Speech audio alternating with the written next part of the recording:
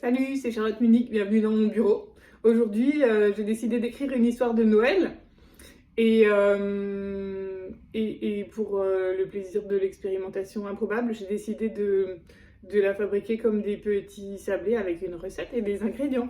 Alors comme ingrédients, donc là on est vraiment dans la première étape de fomentation, n'est-ce pas? J'ai pris des ingrédients à base de fantastique, des ingrédients à base de Noël, parce que c'est pour une histoire de Noël, et des ingrédients à base de romance, parce que c'est une histoire de Noël et j'aime bien la romance, et il faut bien en mettre un peu partout quand même. Alors du coup, voilà, ce que j'ai fait, c'est que j'ai rempli des petits pots là, avec des morceaux d'histoire qui m'interpellaient, ou qui me plaisaient, ou juste qui me passaient par la tête. On pourrait dire des tropes, en fait pas des clichés, mais des composants d'histoire indémodables et intemporels.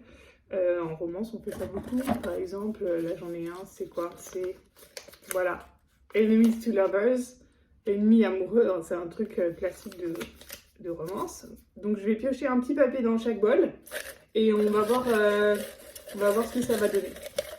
Alors pendant que je mélange, je vous fais un petit instant pub aussi.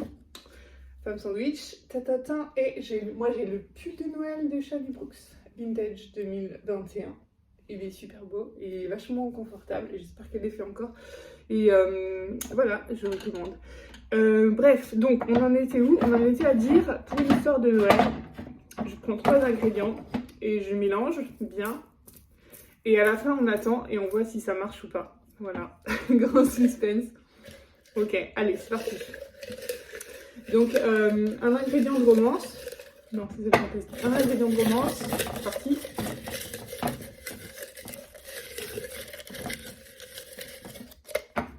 Tananana, roulement de tambour. Mauvaise réputation. Un ingrédient de Noël.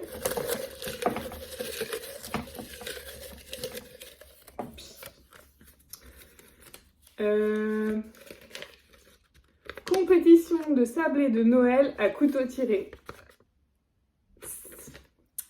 Après, un ingrédient fantastique.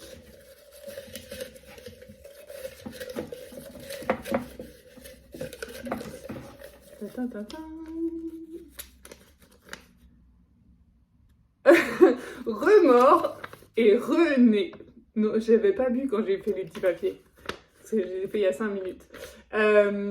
Et remords et René, d'accord. Ok.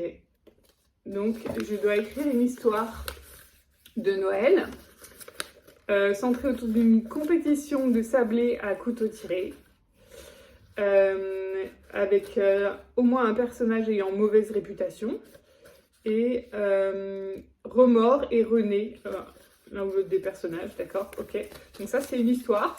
Donc, si vous en entendez plus jamais parler, c'est possible, hein. Je promets absolument rien, mais c'est juste pour le fun. Donc là où ça intéresserait quelqu'un de voir comment je travaille, en l'occurrence comment je travaille, parce que c'est la première fois que je fais ça, pour voir ce que ça donne. Alors maintenant je vais retirer un ingrédient de Noël, juste pour un plan d'histoire. Alors attention, pas d'argent pour les cadeaux, ah, c'est tellement 2022. Ok, pas d'argent pour les cadeaux, fantastique.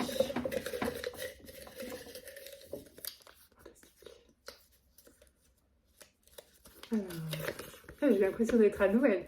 Pouvoir inopérant. Ah oui, ça expliquerait pas d'argent pour les cadeaux, d'accord? Ou pas. Et un ingrédient de romance. Coup de foudre intempestif. Ok. Donc là, j'ai pas d'argent pour les cadeaux, pouvoir inopérant, coup de foudre intempestif. Je pense que celui-là, il va lui falloir un miracle de Noël au moins pour s'en sortir. Allez, on fait un plan C. Oui, j'aime bien les plans C aussi. Alors là, c'est un truc de fantastique. Ouais. Hop. Ça vous dit quelque chose ou pas? Si vous avez lu les Mages de la rue Monge, ça vous dit peut-être quelque chose. C'est le nom d'un personnage qui est auteur de nombreux romans parce qu'il est très très très très vieux. Avec des dents très longues. Je vais similaire. Sur le traîneau du Père Noël, d'accord. tout va bien. Et le troisième, donc un morceau de romance. Donc en fait, H.G. Similar, c'est un vampire, enfin c'est un affamé, qui écrit de la bitlite spatiale érotico-métaphysique. Donc non, je sais pas si je vais y arriver là. Le truc de romance, c'est fausse relation, faux petit ami, fausse petite amie. Ok, bon. Alors, je crois que j'ai fait le plein de scénarios improbables et on se dit à bientôt pour... ou pas, je sais pas. Parce qu'il faut voir que parfois, ces histoires...